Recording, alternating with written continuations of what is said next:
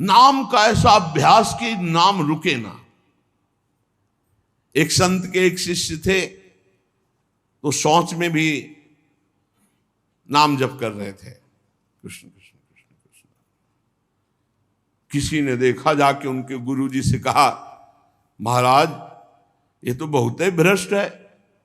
क्यों? बोले तो शौच में भी नाम जप करता है। ओ बड़ाई ना करके उसकी बुलवाया, शौच में नाम जप करते हो? गुरुजी ने कह दिया। दूसरे दिन ऐसे जवान पकड़ के शौच में बैठा, और वो जो दोष दर्शन करने वाले होते हैं वो सब, उनका एक चश्मा अलग होता है, वो छिद्रान्वेषण, दूसरों के दोष ही देखा करते हैं। दूसरे दिन वो गए, बोले महाराज आज तो मुंह में हाथ डाले बैठा, ऐसे ऐसे बैठा था। तो बुलाया और कहा, भाई वैष्णव होकर तुम अवैष्णव काम करते हो, शौच के समय ऐसा नहीं, मुख में हाथ क्यों डाले थे? तो रोने लगे, बोले गुरुजी आपकी आज्ञा भी नहीं टाल सकते, और मुझसे नाम के बिना रहा नहीं जाता, इसलिए मैंने जवान पकड़ा कि जवान से नाम ना निकले, पर उस समय भी हृदय से चल रहा था, हृदय से लगा लिया और कहा, बेटा तुम्हारा जीवन धन्य हो गया। गुरु के मना करने पर भी नाम जप ना, उनकी आज्ञा का पालन हो, तो इसलिए जवान पकड़ लिया, पर खुल के कह दिया कि गुरुजी शौच में भी हृदय से नाम चल रहा, हम नहीं छोड़ पाएंगे। तो बोले यही जीवन का सार, और हृदय से लगा लिया। और छिद्रान्वेषण वाले को कहा, आज के बाद हमारे सामने मत आना, हमसे रहा ना जाए, हमको कसम दिला दी जाए तो भी ना रहा जाए। एक संत के पास एक गए, बोले 18 साल से आपने कहा था राम राम जप को, तो हमने जप किया, लेकिन हमको कोई दिव्यता तो समझ में आई नहीं। तो उनका, अच्छा हमें गुरु मानते हो? बोले हाँ गुरु मानते हैं, आपको पक्का मानते हैं। बोले तुम्हें हमारी कसम है, बस कल तक ये नाम ना जपना, फिर कल आओगे तो हम ऐसा मंत्र देंगे कि बहुत जल्दी तुम्हारे को सिद्धि प्राप्त हो जाएगी। तो ठीक है, प्रणाम करके चले, वो अभ्यास। अब गुरुजी ने कसम खवाई तो सीढ़ी नहीं उतर पाए, रो के आए, बोले गुरुजी ऐसा तो नहीं हो सकता, अब नाम तो नहीं छूट सकता गुरुजी, आपने कसम खवा दी, इतनी देर में कितने नाम चल गए गुरुजी, अब ऐसा नहीं। बोले बस यही मिला 18 साल से, जो नाम में तुम्हें प्रियता हो गई, अब क्या दुर्लभ रह गया, आगे जब इसका फल प्रकाशित होगा तो सच्चिदानंद भगवान का मिलन। तो हमारा स्वभाव बन जाए कि रहा ना जाए बिना भजन के, हमारा जीवन भजन बन जाए। मत प्राणाहु से ही कहते हैं, हर श्वास में भगवान का स्मरण। गोपीजनों के लिए भगवान ने कहा, मन मनस का ता मन मनस का मत प्राणा मदर्थ त्यक्त दहिका। मन मनस का, उनका मन मैं हूं, उनका प्राण मैं हूं। गोपियों के हृदय में श्री कृष्ण प्राण है, गोपियों के मन श्री कृष्ण है। मेरे लिए समस्त देह सुखों का त्याग कर दिया। देखो भगवत प्राप्ति ऐसे नहीं होती, मेरे मन से जीवित हैं गोपियां। भगवान ने कहा मेरे प्राण ही गोपी के प्राण है, भगवान के प्राणों से अनुप्राणित, भगवान के जीवन से जीवित। ये क्यों? भगवद स्मरण। हर श्वास तो भगवान को प्राण समर्पित, हर वृत्ति तो चित्त और मन समर्पित, पूरा निश्चय भगवान मेरे तो बुद्धि समर्पित, और अहम भगवान के दासत्व में समर्पित। जब श्री भरत जी महाराज चित्रकूट जा रहे हैं तो भरद्वाज जी के आश्रम में तो उनको रात्रि में बड़ा संकोच हो रहा है भरद्वाज जी से एकांत में मिलने की, क्योंकि भरत जी को एक अंदर चुभन थी कि मेरे को ही लक्ष्य बनाकर कैकेयी मैया ने राम जी को 14 वर्ष का वनवास, तो बड़ा कि मैं ही ऐसा कलंकी हूं जिसके कारण मेरे प्रभु को इतना कष्ट, तो बड़ा सकुच कर रहे थे। और वहां चर्चा हो रही थी, भरत जी पधारे हैं तो कहा भरत सरिस को राम सनेही, जगु जप राम राम जप जेही। अरे भरत जैसा राम प्रेमी कौन हो सकता? सारा संसार राम राम जपता है, पर राम जी क्या जपते हैं? श्री भरत श्री भरत श्री भरत। भरत सरिस को राम सनेही, जग जपु राम राम जपु जेही। भरत जी के समान कौन प्रिय? क्यों? भरत जी जैसे राम जी को निरंतर जपते, ऐसे राम जी श्री भरत ऐसा जपते हैं। प्रेमी का हृदय हर समय अपने प्रीतम के चिंतन में तन्मय रहता है। विलक्षणता उसी में आती जो निरंतर भजन परायण रहता है। भगवान का स्वभाव,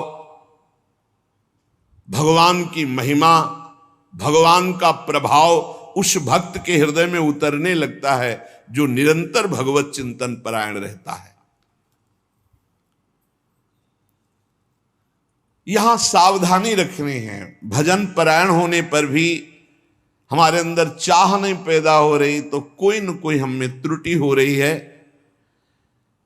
जिसको अपने साध्य का पता है, मेरा साध्य क्या है, श्यामा श्याम, तो फिर राजी कैसे हो रहे हो और से? जब तुम्हारा साध्य श्यामा श्याम है तो तुम राजी कैसे हो रहे हो और बात से, धन से, संपत्ति से, प्रणाम से, नमस्कार से? जब तुम जानते हो ये मिथ्या है, तुम्हारा साध्य परमात्मा है, तो तुम परमात्मा के सिवा अन्य किसी से कैसे राजी हो गए?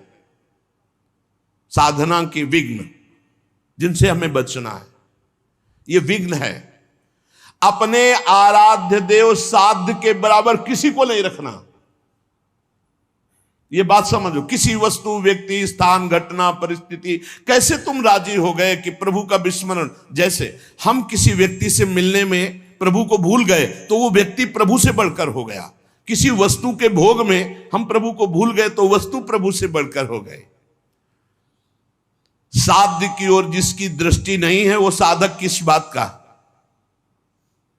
अपने को जो एकांत रूप से भगवत प्राप्ति के मार्ग में चलाया है उसी को साधक कहते हैं। और जो हर समय साध्य को लक्ष्य रखता है वही साधक, प्रवीण साधक है। अपने कार्य में, अपनी साधना में, अपने मार्ग में दूसरे की तरफ ताको झाको मत, चुपचाप चलते रहो। साधक को हमेशा ध्यान रखना चाहिए, हमें कभी लक्ष्य को भूलना नहीं है। हमारा लक्ष्य क्या है? खड़े हैं तो हमारी दृष्टि बिल्कुल मंत्राकार, कार्य में है तो नाम जप। जी जब पूछे क्या चल रहा है, आपकी कृपा से चल रहा है। उत्तर यही होना चाहिए, झूठ नहीं, सत्य यही होना चाहिए। लक्ष्य को भूल गए जिस मिनट, जिस सेकंड, उससे बड़ी हानि क्या है? तुम साधक क्या हो? हानि हरिवंश के नाम अंतर परे, का हनुमंत विपत्ति प्रभु सोई, जब तो सुमिरन भजन न हुई। हरि बाबा ने एक दृष्टांत में बताया कि एक सिद्ध फकीर एक संत की झोपड़ी पर गए तो वहां गड्ढा बना हुआ था सामने और घुटनों का भी। उनका शिष्य और संत जन थे तो उनका ये क्या है? बोले हमारे गुरुजी यहां दंडवत करते हैं। कहा ऐसे चिकने चट्टान में भी गड्ढा बन गया, इतनी दंडवतें करते हैं? बहुत गदगद कंठ हुए और कहा बहुत दिव्य संत हैं जो इतनी दंडवतें रोज प्रभु को करते हैं। तो आकाशवाणी हुई कि इनकी दंडवतों से मैं खुशी नहीं हूं। तो सिद्ध फकीर जो थे, संत, वो रोने लगे। इतने में वो महात्मा आ गए। अरे देखा कृष्ण तो प्रणाम किया, उनका दंडवती करना स्वभाव था, प्रणाम किया। वो रो रहे थे, उनकी तरफ बड़ी दुखद दृष्टि से देख रहे थे। तो उनका प्रभु आप रो क्यों रहे हैं? तो उनका तुम्हारे लिए रो रहा हूं। हमारे लिए क्या परेशानी है? हमको क्या परेशानी? बोले आप इतनी मेहनत करते हैं, इतनी दंडवत करते हैं और आकाशवाणी हुई है कि प्रभु आपकी दंडवतों से, नमन से खुश नहीं है। वो नाच पड़े। बोले सच्ची? बोले हाँ। बोले प्रभु ये तो बड़ी खुशी की बात है कि मैं दंडवती करता हूं, प्रभु को ही पता है, प्रभु देख रहे हैं कि मैं उनको दंडवती करता, इसमें रोने की क्या बात है? ये तो बहुत खुशी की बात है। वो खुश है कि नहीं खुश, इसका परिणाम मिलेगा कि नहीं। सबसे खास बात है कि हर दंडवत वो हमारी देख रहे हैं, हर दंडवत बड़ा आनंद से प्रफुल्लित होकर, अब वो रोने लगे आनंद अश्रु इस बात से कि प्रभु मेरी हर दंडवत को देख रहे हैं, स्वीकार करें ना करें लेकिन मेरी दंडवत को देख रहे हैं, मेरी साधना को देख रहे हैं। थोड़ी देर में यह आकाशवाणी फिर हुई, ऐ संत मैं तुम पर बहुत प्रसन्न हुआ, तुम जो चाहो मांग सकते हो। तो जो सिद्ध महापुरुष आए हुए थे उन्होंने कहा अभी तो आपने आकाशवाणी की थी कि इनकी बंदगी, इनकी दंडवत से आप प्रसन्न नहीं, अभी आप कहते हैं मैं बहुत प्रसन्न हूं, तो इतनी देर में कौन सी साधना हो गई?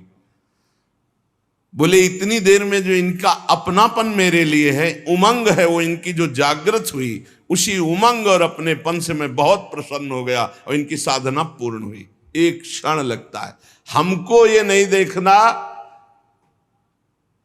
कि इसका परिणाम क्या होगा, हमको अपनी दिनचर्या अपनी नियमावली करना, इसी से भगवान भी कह दे मैं प्रसन्न नहीं, तो ये बात तो है कि आप देख रहे हो ना, बस इतनी बात बहुत है, आप देख रहे हो बस।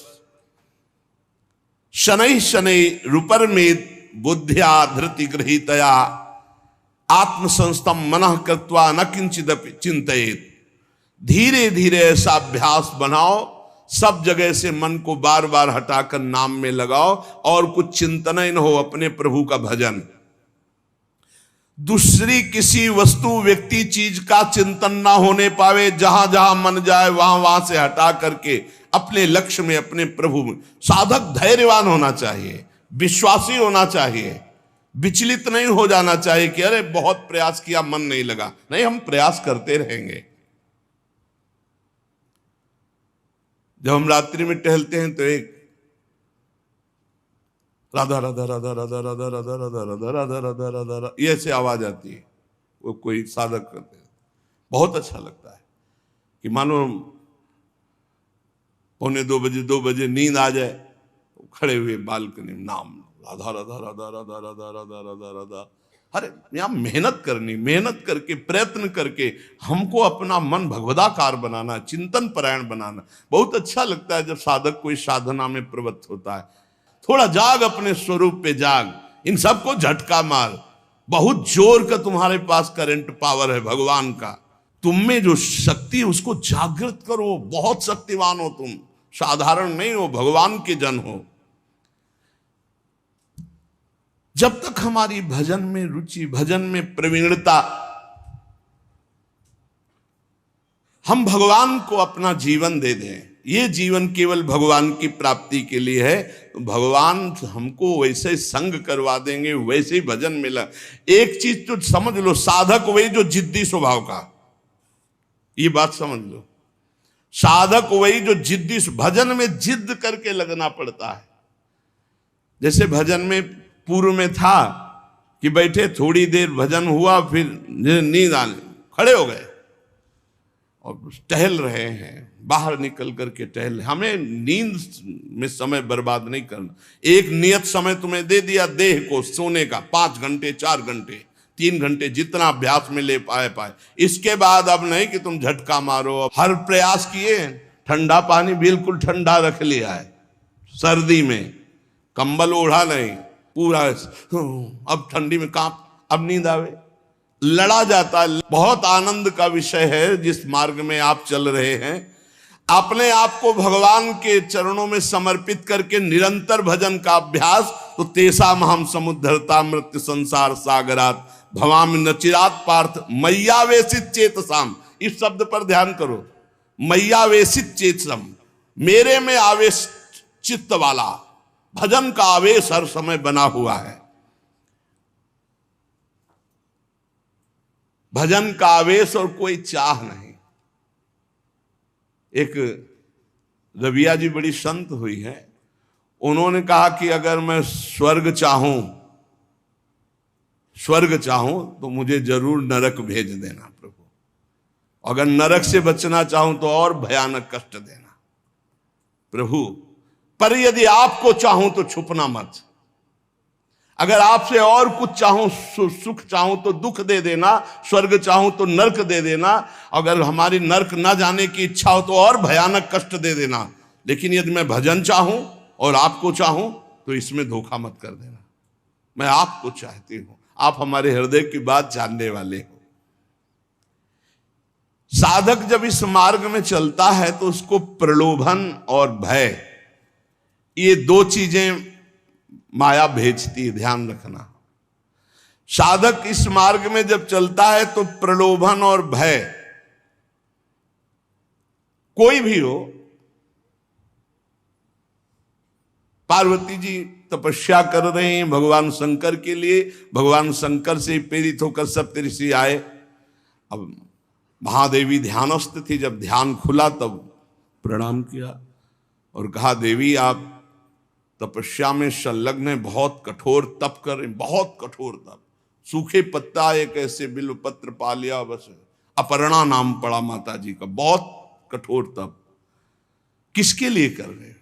तो उनका भगवान शंकर को पति बनाने के। हंस पड़े सब। हंस पड़ना होता है मानो उपहास करना किसी बात, भगवान शंकर को पति। अरे बरगद के पेड़ के नीचे रहते हैं महाराज, चिता की भस्म लगाते हैं, बागंबर धारण करते हैं, कोई इतनी बड़ी तपस्या। देखो, हम वैकुंठनाथ भगवान श्री हरि से आपका ब्याह करा देंगे। पार्वती, कोटि जन्म लग रगर हमारी, बरौ शंभुनता राव। साधक प्रलोभन नहीं, प्रलोभन नहीं। प्रलोभन क्या हुआ? वैकुंठनाथ। प्रलोभन नहीं, भय, भय दिखाया जाता है। जब ध्रुव जी महाराज चले तो नारद जी आ गए, भय दिखा, अरे मुख प्रहलाद जी, नारद जी, बड़े बड़े महाभागवत, इनके जीवन में देखो प्रलोभन भय किस किस कोटि के आए, लेकिन अपनी निष्ठा छोड़ी। दुलार करता हुआ हिरण्यकश्यप कहते, छोड़ दो इस हरि की बात और जो तू चाहे प्राप्त कर ले। और भय तो कितना भयानक दिया। साधक जब इस मार्ग में भजन की जिद पकड़ लेता है, तब उसके हृदय में पूर्व में जो भोग इच्छा रही है, बहुत ध्यान से सुनना, वो फ्री भोगने को एकांत में मिलने का संयोग माया बना देगी। प्रलोभन, पूर्व में कोई भी भोग इच्छा रही है, सबसे पहले भजन की तन्मयता में वो भेजी जाएगी। भोगो इसे, फ्री, कोई विघ्न नहीं। आपको लगा हाँ ये तो मैं चाह ही रहा था, मारे जाओगे। आपका भजन लुट जाएगा, वो वृत्ति लुट जाएगी। भोगेश्वर प्रसक्ता नाम तया प्रहृति चेतसाम व्यवसायत्मिका बुद्धि समाधो न विधीयते। आपका थोड़ा सा अच्छा भजन होने लगेगा तो आपके पास भेजे जाने लगेंगे लोग। ध्यान से सुनिए, बड़े भजनानंदी है, ले सेव अंगूर, ये ले, वो ले, ये रुपया की गड्डी, कभी कोई जरूरत हो फोन नंबर ले, ये ले फोन हो, उसमें ये भगवान की माया आपके भजन की एकांतिक वृत्ति को छीनने के लिए व्यवस्था भेज रही है। ये तुम्हारे भजन का फल नहीं है, भजन का विघ्न है। बहुत से भक्त बनने लगेंगे, आपका पूजन करने लगेंगे। बहुत खतरनाक खेल है, बहुत समझ के। पूजा अच्छी लगने लगी, फल फूल अच्छे लगने लगे, रुपया पैसा अच्छा लगने लगा, फोन नंबर अच्छा। अरे भाई, जिनके पास फोन है अब उनको दूसरे की जरूरत क्या है? असंगोहम पुरुषा, अकेले रहकर पूरे विश्व का सब भ्रमण करो, उसी में सब चीज है। इतने इतने बच्चे हैं, सब ज्ञान है उनको, पूरा विश्व का ज्ञान है मोबाइल भगवान की कृपा से। अगणित रूपों में आपके पास भजन का विघ्न भेजा जाने लगेगा जब आपका भजन सही होने लगेगा। कुछ तो बड़ाई करने वाले भेजे जाएंगे, मोचू पड़ी बोलने वाले। बचना चाहिए इसों से, जलन पैदा होनी चाहिए। जब माया ये जान लेती है कि भगवान बनना चाहता है, तो वो मायापति तो सिर्फ भगवान ही है, वो ऐसे प्रश्न फेंक देती है कि वो अपने आप चिल्लाने लगता है कि मेरे जैसा अधम कोई नहीं है। बड़ाई सुनकर अच्छी लगने लगे, साधन मार्ग के पथिक को बच के, साधन की सिद्धावस्था है, सबके चरणों में वंदना करो, सब इष्ट रूप है, हम सबके दास हैं। शो अनन्य गति जाके असमति न टरे हनुमंत, मैं सेवक सचराचर रूप स्वामी भगवंत। कहीं धोखे में मत आ जाना। मान देने वाले, पूजा करने वाले, फूल चढ़ाने वाले, प्रलोभन देने वाले, ये तुम्हें भ्रष्ट करने आए हैं, तुम्हें ऊंचे उठाने नहीं आए। ध्यान रखना। जो बड़ी बड़ी बातें आपके सामने प्रशंसा की करें, आप सुनो तो जान लेना ये भ्रष्ट करने के लिए माया ने भेजा है। ये माया का पार्षद है। मुझे राधा राधा राधा राधा, सावधान, हे हरि बचाओ, हे प्रियाजू बचाओ। अगर इनसे बच गया तो आगे सिद्धियां आती हैं। सिद्धियां किनको आती हैं? जो इन सब से बच गया। अगर सिद्धियों से बच गया तो बड़े बड़े देवता हाथ जोड़कर खड़े हो जाते हैं और कहते हैं आपको जो सुख चाहिए, आप देवलोक चलो, अभी आपको भ्रमण कराते हैं, आप जो सुख चाहिए। जब मृत्यु लोक चाहो, मृत्यु लोक में कोई जान नहीं पाएगा। जब चाहो देवलोक, जब चाहो जिस लोक का भोग, क्योंकि भगवान को प्राप्त करना चाहना, भजन करना, भगवान को प्राप्त करना चाहना, तो उसकी चाह को बदलते हैं। देवता लोग हाथ जोड़कर खड़े हो जाते हैं। बड़े बड़े देवता लोकपाल उसके सामने आने लगते हैं। आप वरुण लोक चलो, आप इंद्र लोक चलो, आप वायु लोक चलो। साधक भय और प्रलोभन आखिरी तक, जब तक भगवान के दर्शन न हो जाए, कुछ स्वीकार न करे। इनसे बचा रहेगा तो भजन सफल हो जाएगा। एकनिष्ठ साधक ही जीत सकता है इन प्रलोभन और भय से।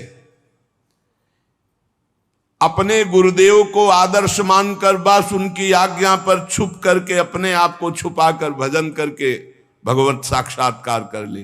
फिर भगवान जब करवाना चाहते हैं जगत मंगल, फिर वो सारी जिम्मेवारी उनकी होती है।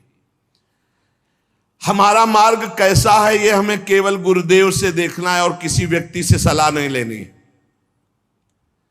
फिर हमें कोई बुरा कहता रहे तो हमें कोई परेशानी नहीं, क्योंकि हम गुरुदेव से मिलकर चल रहे हैं। बस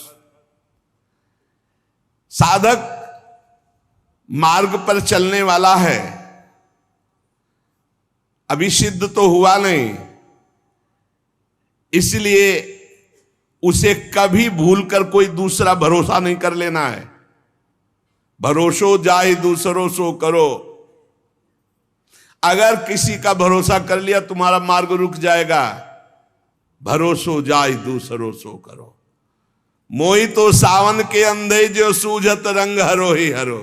हमारी महारानी, हमारी लाडली जो जैसे रखे वैसे हम महानता आनंद का अनुभव करेंगे। दूसरे से नहीं, बने तो रघुबर ते बने, बिगड़े तो भरपूर, तुलसी और अंते बने ता बनवे पे धूर। अनन्यता, निष्ठा, इष्ट प्रियता। जिसने संसार में किसी और का भरोसा कर लिया, बस बहुत बहुत बदल जाता है। हाँ, बहुत बदल जाता है। साधन को बदलते देर नहीं लगती। जहां साधक चूक कर देगा तो साधना बदल जाएगी। साधना होने लगेगी मान की, प्रतिष्ठा की, भोगों की। आप सच्चे गुरु, सच्चे आचार्य के बन करके चलो तो आगे ही आगे मार्ग आपको प्रकाशित करते चले जाएंगे। गुरुदेव पूछने की जरूरत नहीं, आगे का मार्ग खुद दिखाई देने लगता है। सच्चे साधक को मार्ग पूछना नहीं पड़ता। ये अध्यात्म है, अपने आप आगे प्रकाशित होने लगता है। सफलता आपके चरण चूमेगी यदि सावधान रहे तो। और अगर इन विषयी पुरुषों के फंसाव में आकर फंस गए, भटक गए, तो फिर बदल जाएगी, साधना बदल जाएगी। परमार्थ में बहुत सावधान। एक भी जीवन भर कोई अपना नहीं होना चाहिए, पूरे विश्व में कोई पराया नहीं होना चाहिए। ये चतुरता उपासक की। एक भी पूरे जीवन में अपना नहीं होना चाहिए, पूरे जीवन में, और पूरे विश्व में कोई पराया नहीं होना चाहिए। समझ लो, जो सबसे परे सबसे भरे उसका सेवक कितना प्रवीण होता है। साधक साधना में सावधान, उसके बीच में प्रलोभन आएंगे, भगवत प्राप्ति के बीच में। चाहे वो सिद्धियों का चाहे देवताओं का हो, लोक की तो बात ही क्या, केवल अपने इष्ट के लिए जो धुआंधार भजन में लगा हुआ है, कहीं विश्राम नहीं, कहीं कोई चाह नहीं, वो निकल जाता है। सालोक के सारिष्ट सामीप्य सारूप्य एकत्व मप्युत दीयमानम न गृहणंति बिना मत सेवनम जना। भगवान का भक्त इन मोक्ष सुखों को स्वीकार नहीं करता, सिद्धियां और देवता या अन्य सुखों की तो बात जाने दो। ध्यान रखने की बात है कि अनन्य प्रेमी अनन्य भजनानंदी ही भगवत साक्षात्कार करता है।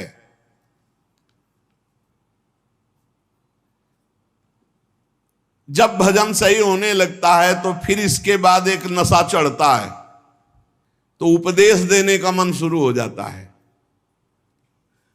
बहुत उत्तम महापुरुष है भाई जी महाराज, साधक को बचाने के लिए एक छोटी छोटी सी बात को उपदेश लोगों को दे करके अपने को श्रेष्ठ समझ करके वो भजन से उतरने लगता है। जीवन आपको याद होगा पीछे सुमति जब नरकों के चरित्र का जो उसमें सुमति जी का इसी में परमार्थ बिगड़ गया था। थोड़ी भी बात अभी जीवन में अध्यात्म की आई नहीं, उपदेश शुरू कर दिया तो भ्रष्ट हो जाओगे, नष्ट हो जाओगे। एक संत गए थे श्री सीताराम ओंकार नाथ जी महाराज जी के पास, तो देखा और कहा कि क्या करते हो? तो हम कहा कि उपदेश कर प्रवचन। तो उन्होंने कहा था वैसे है मंगलमय कार्य, लेकिन भ्रष्ट होने में देर नहीं लगेगी। ये सिद्ध पुरुषों का जो भगवत प्राप्त महापुरुष है, उनको अन्य साधक इस चक्कर में न फंसे। भगवान अगर इतनी सामर्थ्य दिए तो बात अलग। भगवान की चर्चा करना बहुत अच्छा है, भाई जी महाराज कह रहे सुनना अच्छा है, लेकिन इसके बाद का जो परिणाम है, प्रणाम नमस्कार वाह वाह यश कीर्ति, वो तुम्हें भ्रष्ट कर देगी यदि भगवत प्राप्ति नहीं हुई है। बहुत बुराइयों को अवकाश मिल जाता है प्रवचन करने वाले पर आक्रमण करने का। अच्छे से फुर्सत में हमारी बात चिंतन करना, एकांत में। भाई जी कह रहे वास्तविक लाभ से वंचित हो जाओगे यदि भगवत प्राप्ति नहीं हुआ, प्रवचन शुरू कर दिया तो। जब तक जीवन में सत्य उतर न जाए तब तक प्रवचन न करे। इसलिए प्राचीन काल की गुरु परंपरा थी कि गुरु उपदेश करते थे और गुरु लायक देखकर उपदेश करते थे। उसे साधन बता दिया, पूरा जीवन साधन में लगा, सिद्ध हो गया, अब वो उपदेश करे। ऐसा नहीं कि यहां प्रवचन सीख कर प्रवचन किए जाए। जो केवल प्रवचन तो कुछ नहीं रह जाता, रुपया पैसा मान प्रतिष्ठा ये सब, भगवत मार्ग का कुछ नहीं रह जाता पक्का। गुरु कृपा पात्र जो केवल कथयंति च माम नित्यम तुष्यंति च रमंति च, ये अलग मार्ग है। पहले भरपेट खूब खा ले, अर्थात भगवदानंद की अनुभूति कर ले, तब प्रवचन करे, नहीं कोई सफलता हाथ नहीं लगेगी। साधक को इस प्रवचन रूपी व्यापार से बचना चाहिए। हम पहले खूब अच्छे से काम क्रोध लोभ मोह मद पर विजय प्राप्त करके भगवदानंद में डूब जाएं, वो आगे की बात भगवान क्या करवाएंगे। पहले हम में आचरण उतार ले।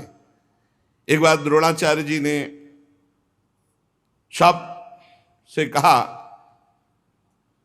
कि एक बात सीख लो, कोई मारे भी तो गुस्सा नहीं करना है। ये बात सीख लो, यदि तुम्हें उत्तम मार्ग का अनुसरण करना है, महापुरुषों के मार्ग में चलना है, तो तुम्हें मारे भी तो गुस्सा नहीं करना है। सीख लिया? सबसे पूछा जी क्या सीखा? हमें कोई मारे भी तो गुस्सा नहीं करना है। युधिष्ठिर जी से खड़े हो, क्या सीखा? बोले नहीं सीख पाया। सबने एक स्वर में सुना दिया, तुम क्यों नहीं सुना दिए? बोले नहीं सीख पाया गुरुदेव। दूसरे दिन खड़े हो, सीखा? क्या हम बोले थे? बोले नहीं सीख पाया गुरुदेव। 7 दिन तक पूछा, बोले डंडा लाओ, और 5-7 बेत मारे। बोले सीखा? बोले हाँ गुरुदेव सीख गया। क्या? कि कोई मारे भी तो गुस्सा नहीं करना चाहिए। बोले क्यों? आप क्यों? बोले आपने मारा ना और मुझे गुस्सा नहीं आया ना, तो अब सीख गया।